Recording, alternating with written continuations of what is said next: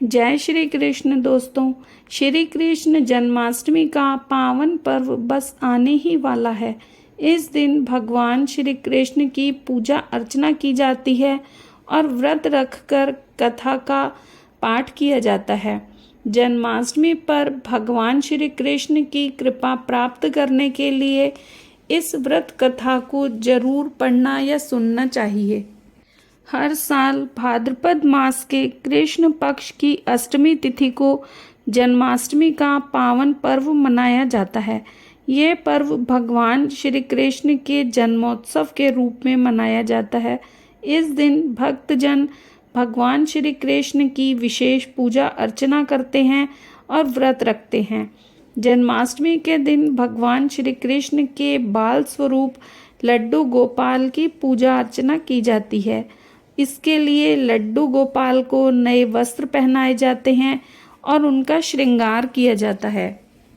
रात 12 बजे श्री कृष्ण के जन्म लेने के बाद भगवान श्री कृष्ण की विशेष पूजा अर्चना की जाती है और उनको विशेष भोग अर्पित किए जाते हैं। इसी के साथ ही व्रत का पारण भी किया जाता है। इस वर्ष 26 अगस्त को श्री कृष्ण जन्माष्टमी का पर्व मनाया जाएगा। श्री कृष्ण जन्माष्टमी के दिन व्रत में जन्माष्टमी के व्रत की कथा का पाठ जरूर किया जाता है। इस व्रत कथा का बहुत महत्व माना जाता है। व्रत कथा का पाठ किए बिना जन्माष्टमी का व्रत अधूरा माना जाता है। इसीलिए जन्माष्टमी के दिन इस कथा का पाठ जरूर करना चाहिए। ऐसा करने से भगवान श्री कृष्ण की कृपा प्राप्त होती है और जीवन में सुख समृद्धि और खुशहाली आती है। जन्माष्टमी व्रत कथा। भागवत पुराण के अनुसार द्वापर युग में मथुरा नगरी पर कंस नाम का एक अत्याचारी राजा शासन करता था। उसने अपने पिता राजा उग्रसेन को गद्दी से हटाकर जेल में बंद कर दिया था और स्वयं राजा बन गया था। मथुरा की प्रजा उसके शासन में होने वाले अत्याचारों से बहुत दुखी थी।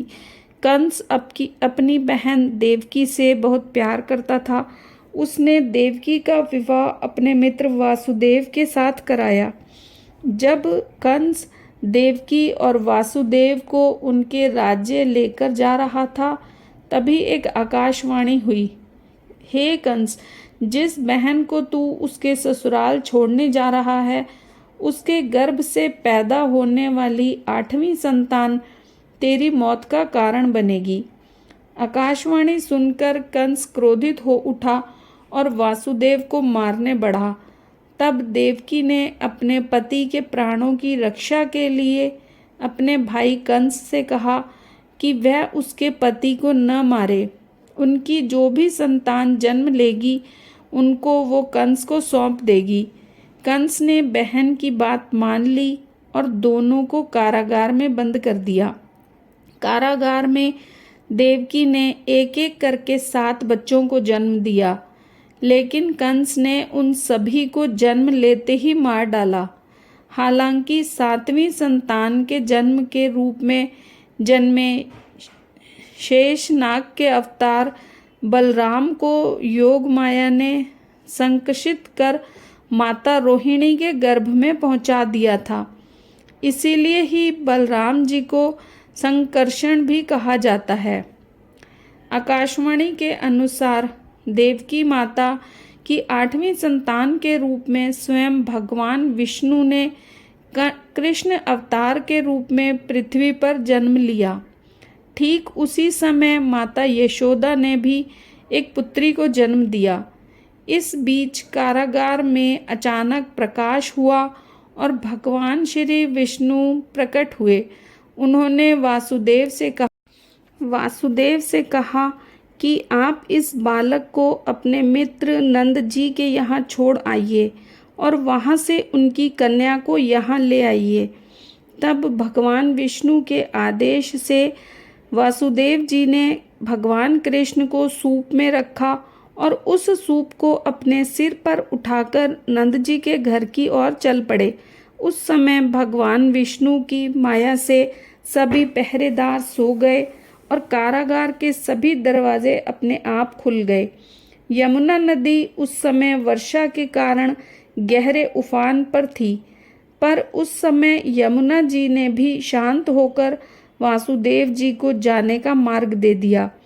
वासुदेव बालक के रूप में भगवान कृष्ण को लेकर नंद जी के यहाँ सकुशल पहुँच गए और वहाँ बालक कृष्ण को यशोदा माता के पास लिटाकर उनकी नवजात कन्या को अपने साथ लेकर वापस आ गए। जब कंस को देवकी की 8वीं संतान के जन्म की सूचना मिली, तब वह तत्काल कारागार में कन्या की हत्या करने के लिए आया और उस कन्या को देवकी माता से छीनकर पृथ्वी पर पटकने का प्रयास करने लगा। लेकिन वह कन्या कंस के हाथों से छूटकर आसमान की ओर जाने लगी। तब उस कन्या ने कहा, हे मूर्ख कंस, तुझे मारने वाला जन्म ले चुका है और वह वृंदावन पहुंच गया है। अब तुझे जल्दी ही तेरे पापों का दंड मिलेगा। माता यशोदा की वह कन्या कोई और नहीं, स्वयं योग माया थी।